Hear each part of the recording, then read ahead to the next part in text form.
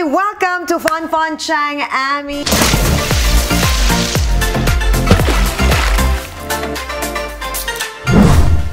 Nandito na naman tayo para sa ating vlog. Pag-uusapan natin para sa mga nanay. Alam ko naman na maraming mga working moms na kagaya ko out there. Pero bago yan, gusto ko muna magpasalamat sa inyong lahat. Ang dami nyo naman palang natutuwa sa akin. Maraming salamat at tayo ay 20,000 plus. At halos lahat kayo ay nagustuhan yung ating vlog number 2. So keep it coming. Let us know kung anong gusto nyong pag-usapan natin dito sa mga padating pang vlogs. Just email us. Ang vlog number 3 natin ay tungkol sa school supplies. Kung paano ba natin pinaghahandaan. Pagka ganitong pasukan na, si Addy ay nasa college na. So, ang tagal ko nang hindi nagre-ready ng mga ganyang mga gamit. Excited ako para kay Kyle na grade 4 at si Sea naman papasok na kinder 2. So, dito magbibigay ako ng mga ilang tips para sa mga nanay dyan, mga career woman, para naman din magawa nyo pa rin yung trabaho nyo. And at the same time, yung role natin bilang mga nanay, kailangan tayo si Darna, superwoman,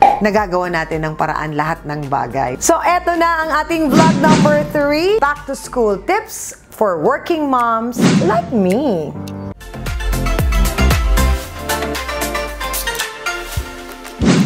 Number 1, mga nanay, mga mami, mga mama. Okay lang pag nagtanong si Ninong at Ninang ano ba ang gustong gift ng kanilang inaanak. Sabihin nyo na agad kung yan ba ay toy, gusto ba ng date sa isang restaurant. Dito sa pagkakataon na to, tinanong ako ni Tito Boy ano ba ang gusto ni Kyle for his birthday. Last year pa to So sabi ko, Tito Boy, kasi si Kyle mahilig mag-drawing, so gusto niya usually materials na pang art, yung mga ganyan, at kung ano-ano pa. So binigyan na lang niya ng gift certificate si Kyle. And that time, binigyan ko si Kyle ng 500 lang muna. Actually, hindi pa nga niya naubos yun Tapos yung the rest of the gift certificate na binigay ni Tito Boy, ay ginamit ko pambili ng mga school supplies ni Kyle at ang maganda doon, nakasama pa, pati yung kay Sea. O, di ba? Nakatipid ako dyan.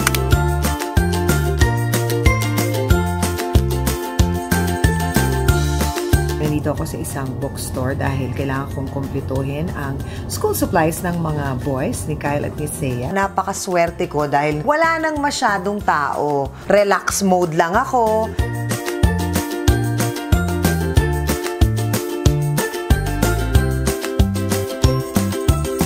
Dahan-dahan kong inisa-isa. Sinunod ko lang dun sa mga nakalista na binigay sa akin from the school. So yan para kay Kinder, 1 long plastic envelope. Ay na maghanap ng 5 composition notebooks. Asan na ako yan?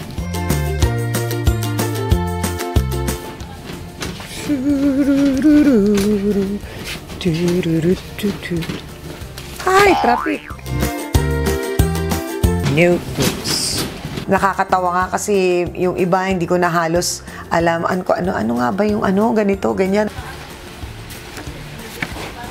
Nagtatanong ako, saan nga ba yung ganito? Ganyan. Nagpatulong ako dun sa dalawang girls dun sa bookstore. Composition notebook na kulay green. Ito ate. May red. Yung composition yung blue and lang. Walang red na linya. No ate, balita. Meron na. Green. Teka lang, may mahahanap din tayo dyan. Have faith. Ito, mama.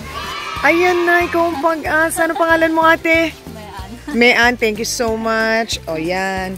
Kompleto na ako. Thank you very much. Green, hindi ko na siya kailangan kulayan. Yellow, red, white, and pink. Hello po. Thank you. Same to you po. Hello po.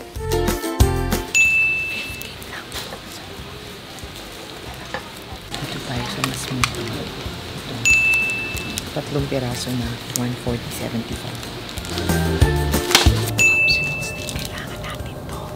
Importante to. Ito yung laging hinihingi na minsan nung wala ako dapat airtime to. 1 set colored paper. So, dapat kukuha tayo ng isa para may extra.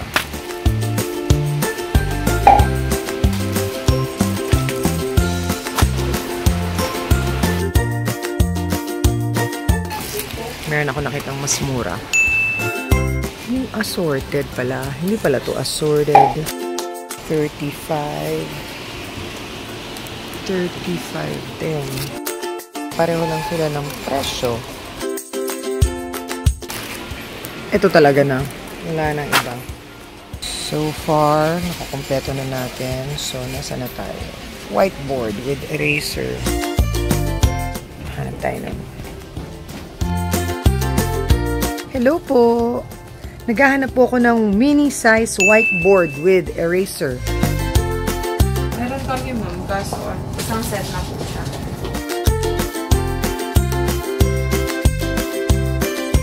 Kailangan ko bumili nito para sa mga iiwan kong mga messages para kila ate. Para kung anong may gagawin para kay Kyle. Kasi dito ang aming communication board ni ate. Saan ka dyan? Pwede dito ka sa gitna, sa 29. May ganyan ako style. 20 pesos. Oh, pwede na to. Ano pangalan mo, ate? Clarence, thank you sa help. Nag-enjoy naman ako kasi nakadiscover ako ng mga bagong bagay dun sa bookstore. Dun ko na binili yung iba pang mga kailangan ng mga bata. Kailangan natin bumili ng storage box. Dito natin ilalagay yung mga biglang hinihingi na kailangan dalhin ng bata the next day. So kung medyo may extra tayong budget, pwede natin itong gawin para meron tayong mga reserba. Di ba tayo mga nanay laging handa? Natapos na rin ako sa pagbili ng school supplies ng mga bata. Yan. Tip number 2, ang paggawa ng mini bookstore sa ating mga bahay. Ano yan, mga nanay? I'm sure nagtatanong kayo, ano yung mini bookstore na sinasabi ni Chang Ami? May nangyari kasing time noon na may assignment si Adi, tapos kinailangan niya ng popsicle stick.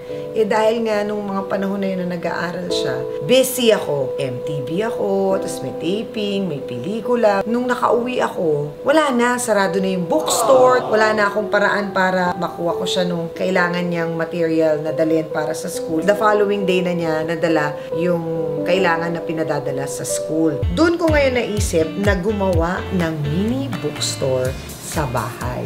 Ito'y isang maliit na box kung saan doon natin ilalagay yung mga extra supplies na pwedeng kailanganin ng mga bata kung may biglang sinabi si teacher na kailangan magdala ng popsicle stick o kailangan magdala ng index card o kailangan magdala ng fastener. O, mga nanay, syempre tayo mga career woman, minsan kung umuwi tayo gabi na, galing sa traffic na matindi, at least nandun na, alam nyo na meron na kayong gamit na ganon sa bahay. Bubuin lang natin ang mahiwagang storage box na ito.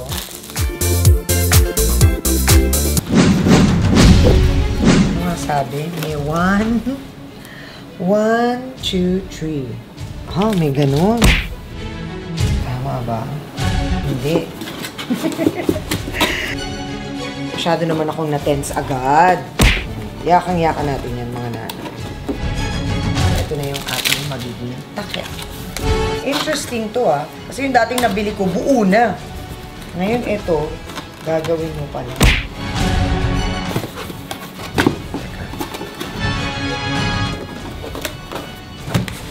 May butas siya sa ito. Malutong pa siya. Bagong-bago. So, ito na ang ating mahiwagang kahon. Mini bookstore.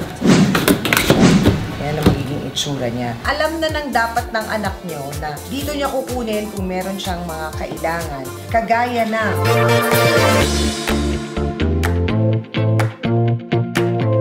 pag sinabi ni teacher, magdala ng colored paper. Kailangan biglaan ng bond paper. Typewriting paper. Meron dito. Folder with plastic cover. Kahit mga dalawa-dalawang piraso, okay na po yun.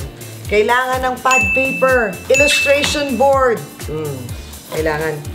Hindi kasha. Malit pala itong box na nabili ko. Basta nandyan. Meron ako lagi niyan kasi yan ang madalas na hinihingi.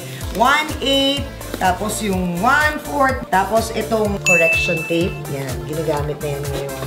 Actually, para sa akin yan. Akong mahilig sa ganyan. Red and black ballpen. Ito yung bagong ballpen na na-discover ko na maganda ang sulit. Pero mura lang. Brown envelope. May long at may short.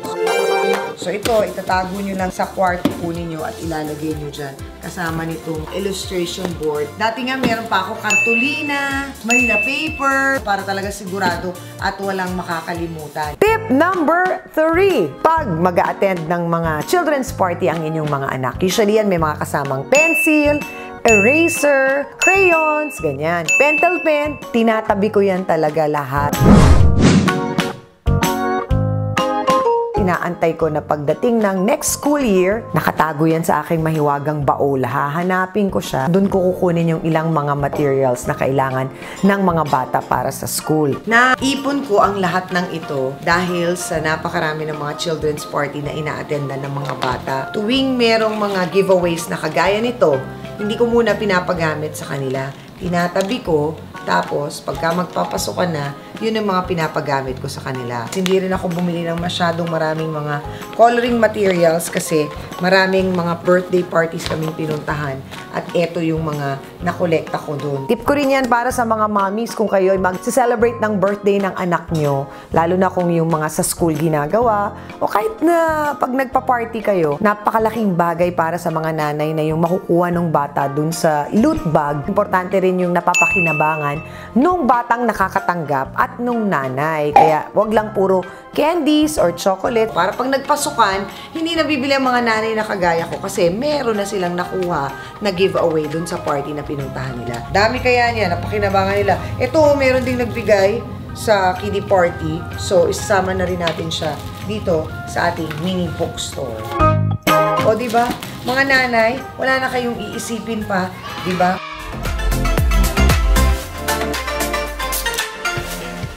So pagkatapos ngang bilhin ang mga school supplies na kailangan ng mga bata, dito sa bahay, meron naman kaming division of labor ni Papa C. Siya naman ang magle-label. Ang in charge sa pagle-label ng mga books and notebooks. Si Dada yon. Kasi bakit Dada? Bakit ka natatawa? Best in penmanship. Kasi nga, alam naman niya ang katotohanan na medyo lang naman pangit yung penmanship ko ng very, very light lang. Hindi naman masyado. Alam niya ng mga high school friends ko, batch 87 ng Saint Scholastica, o Marikina. Best in penmanship. Yes.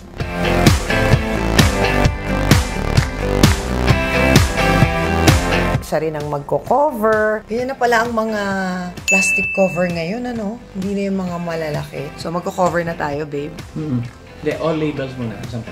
Wala na. Yan lang. Tapos na. Oo. Hindi pwede i-label yung general school supplies. So, share yan sa mga kaklase. Sure? Sinabi sa orientation? Yes. Uso na ngayon sa school yan for sharing. Diba nung araw, kung ano lang yung dala mo, para sa'yo lang yun. Si Dada din ang best in coveran. Yan ang gusto niya talagang ginagawa. Ako kasi, wala ako dyan. Wala ako dyan. Di ba gano'n naman talaga pag sa mag-asawa? Division of labor. Division of labor. Wow. At ako naman ay nakasuporta lang bilang asawa. Oh, siya.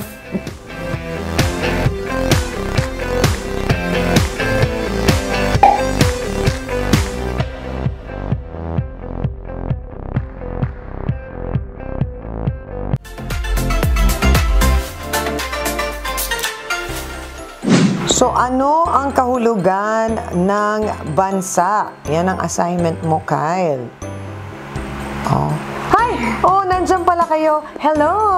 Welcome sa Fun Fun Chang Ami. Kasama ko si Kyle ngayon. Gumawa kami kanina ng assignment ni Kyle sa AP na ano ang bansa, tapos sa science yung importance ng personal hygiene. Nag-a-adjust pa si Kyle sa school niya ngayon. Doon sa dati niyang school, parang okay lang kung print or cursive yung kanilang pagsusulat. Naaral pa lang kami ng cursive. Mas gusto ng lalaki ang print, diba? So ngayon, nagpa-practice pa lang kami ng cursive. Kaya feeling niya parang yung cursive pang babae. Tapos yung print, yun talaga yung pang lalaki. Naniniwala naman ako na makakapag-adjust kami dyan sa mga bagay-bagay. Kaya natin yan. Keep the faith. Yan ang mga nanay eh. Ang gagawin na natin ngayon ay ihanda ko na yung hygiene kit ni Sea. Di ba nung kinder ka dati may ganito ka din sa school? Yes. Yes. So anong laman yan? Tissue. Oh. Tapos merong comb. wood. So, eco-friendly. Ay, that's not yours. Kay Seiya yan. So, ito kay Seiya, toothbrush, alcohol, hand sanitizing gel, sabon, yung ating wipes, toothpaste, and then extra brief, extra socks. Ganyan talaga pag kinder. Pag grade 4, meron pa? Wala na? Wala na. Tapos, merong t-shirt and shorts. Tapos, yung kanilang apron. Ilalagay na natin dito. Tapos ito, iiwan to sa school para pagka during recess, magto-toothbrush, merong gagamitin si Seiya. Tapos if in case may mangyari, wag naman sana, ay mawiwi or mabasa siya sa ulan, meron siyang extra clothes dito. So ito naman, yung supplies nila, na kung mapapansin nyo, yung libro lang ang may pangalan. Yan. Kinder 2 Hope, si Seiya. Wow. Oo, Kinder 2. Pero yung mga ganitong mga materials nila, walang pangalan kasi gano'n na pala ngayon ang mga gamit ng mga bata for sharing. So, dadali niya yan, tapos iiwan sa classroom for sharing siya. Yung libro ang iuwi every time may assignment. Di ba, Seiya? Yes! So, yes! Okay. Ito na yung lahat ng binili ni Mama sa bookstore at ni-label ni Daddy, yung iba. Oh. Tapos, iiwan na yan doon. I-share sa mga kaklase. Whiteboard marker. Yan. Tapos yung scissors, eraser, at yung ating glue.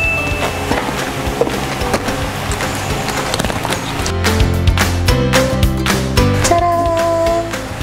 Michael! Hey! Suot mo yan nung ilang taon ka? 6. How old are you na ngayon? 9. Kasya pa din. Michael Jackson. Bigyan mo kami ng, gusto mo ba Michael Jackson moves? Ano? Sige na, dance ka konti. Oy, ba't nag-Michael Jackson costume ka? Gusto ko costume ko pala pag-vlog mo. Oh, pag-vlog. Pag may vlog si Mama, naka-costume ka. So, tapos na kami magawa ng assignment. Salamat talaga at nagawa namin. Achievement kay Mama yon na napagawa kita ng assignment. Okay, eating time. After doing assignment, take a break. Come on. Here. Kain na. Mga ketchup na naalala nyo. More pizza. Ayaw mo na? Tapos na? Ito na yung mga gamit ni Kyle. Ito na yung kanya mga notebook. Color coordinated sila eh. Buti na lang din. Yung mga bookstore ngayon, nagbebenta na ng mga plain na ganito. Dati kasi ginagawa namin, gumagamit kami ng art paper tapos kukulayan mo pa. Pero ngayon, may nabibili ng mga notebook sa bookstore na may mga ganitong cover na. So, mas madali para sa mga nanay na kagaya natin. Yan. May wallet na si Kyle kasi binata na siya. Oh. Yan, excited siya dyan. May wallet siya. Ito ano to? Friend ng wallet ko. Friend ng wallet mo. So ito assignment mo to bring pink folder. So ilalagay ko dito din, Kyle. That's it. Oh, yan na yung mga books mo gagamitin. That's early mathematics. Oh, tingnan mo, maganda yung books mo. Count mo ilan yung pants. 1, 2, 3, 4, 5, 6, 7, 8, 9, 10. Oy, get your ano nahulog. Okay. Nasaan na? Nakuha mo na? Where's the other one? Yan. Oh, ready na si Seiya for school.